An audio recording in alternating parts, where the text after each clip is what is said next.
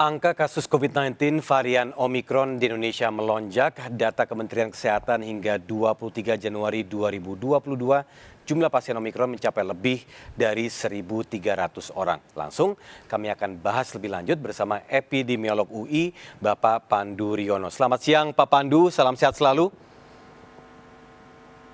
Selamat siang Mas Tommy, apa kabar? Alhamdulillah, baik Pak Pandu. Ini langsung saja di tengah lonjakan kasus Omikron saat ini. Ya, apa yang harus dipertimbangkan pemerintah terutama sekarang sudah banyak pembicaraan terkait transmisi lokal?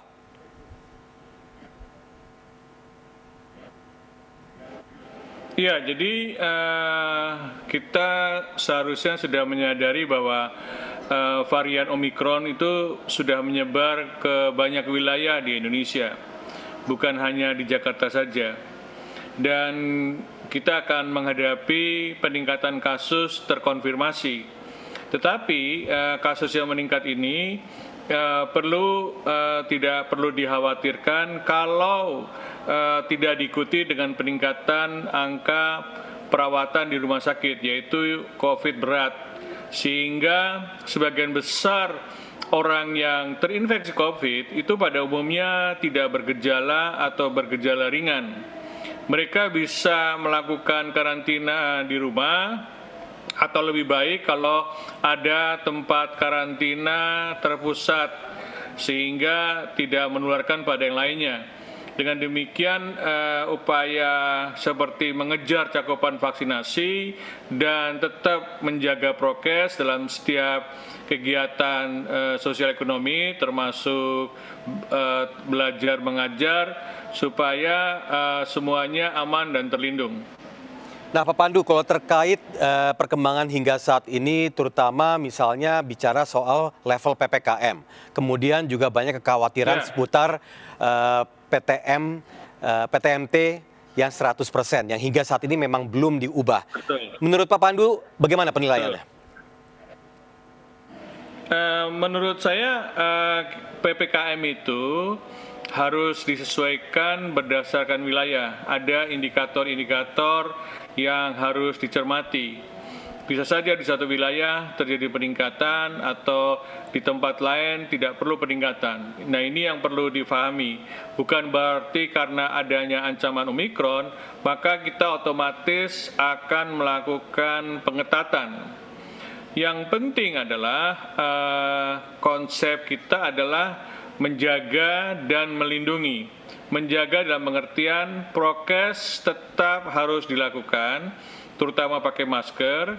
Kedua, vaksinasi tadi, karena vaksinasi itu sangat penting. Baik yang sudah mendapat vaksinasi lengkap, segera melengkapi lagi dengan booster.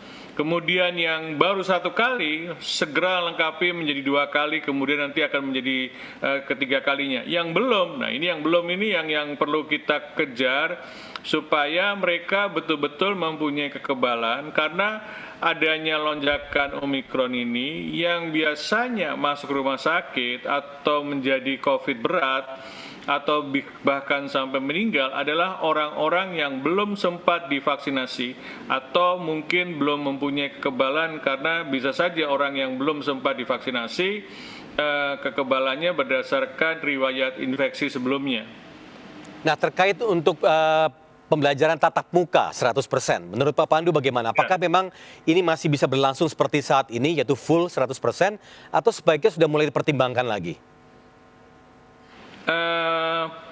Sampai sekarang kita melihat dari data, dari survei, sebenarnya tingkat kekebalan pada usia anak itu cukup tinggi. Jadi mereka walaupun belum divaksinasi, ada yang sudah mempunyai kekebalan.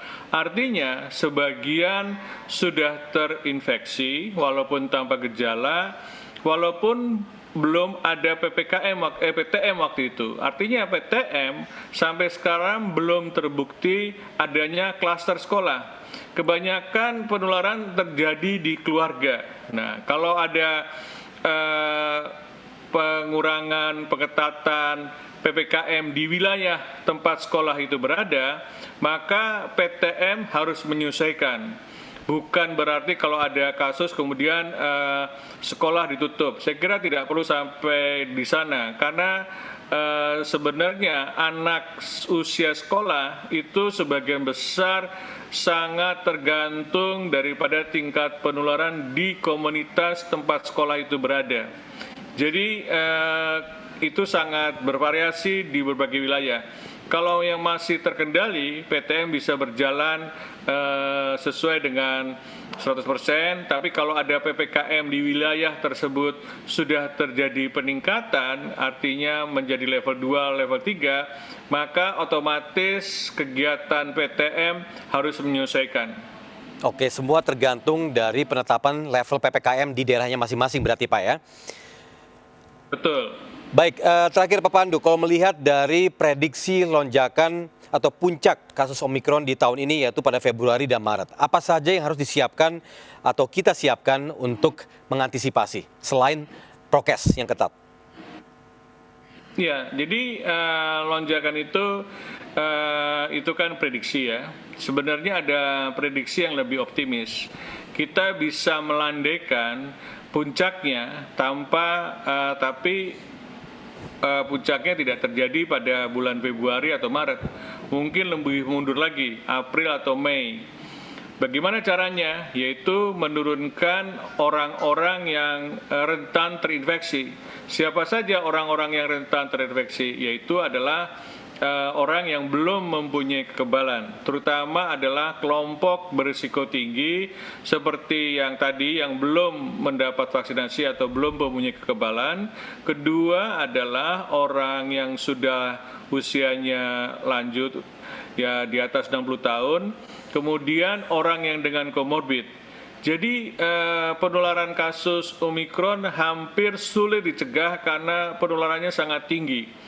Dan sekarang kita masih pada awal lonjakan, jadi segeralah meningkatkan kecepatan vaksinasi supaya semua penduduk terlindungi. Tidak perlu kalau ada betul terjadi peningkatan penularan di minggu-minggu mendatang, itu tidak perlu sampai harus mengalami COVID berat, tidak perlu sampai dirawat di rumah sakit bahkan meninggal. Karena di banyak negara, pengalaman banyak negara, dengan adanya kondisi di mana banyak penduduk sudah divaksinasi atau sudah mempunyai kekebalan, itu Omikron kebanyakan tidak bergejala atau gejalanya ringan. Angka yang masuk rumah sakit, walaupun ada, ya bukan berarti tidak ada, atau meninggal, itu sangat rendah dibandingkan dengan Delta. Itu yang kita harus targetkan, karena kecepatan itu tergantung kita semua. Jadi masyarakat segeralah melakukan upaya vaksinasi. Kedua adalah tetap menjaga tadi menggunakan masker setiap ada kegiatan berkumpul dan sebagainya. Yang paling penting adalah menghindari kerumunan. Paling penting juga nanti sebentar lagi akan ada liburan, terutama liburan Tahun Baru Imlek, supaya walaupun tidak sedahsyat liburan Nataru atau liburan Idul Fitri, tetapi tetap supaya mengurangi perjalanan atau mengurangi kegiatan-kegiatan kumpul-kumpul selama merayakan Tahun Baru Imlek. Baik, Pak Pandu, terima kasih atas waktunya bersama kami di seputar iNews RCTI. Pak Pandu Riono, epidemiolog UI, bersama seputar iNews RCTI di siang ini. Terima kasih sekali lagi, salam sehat selalu.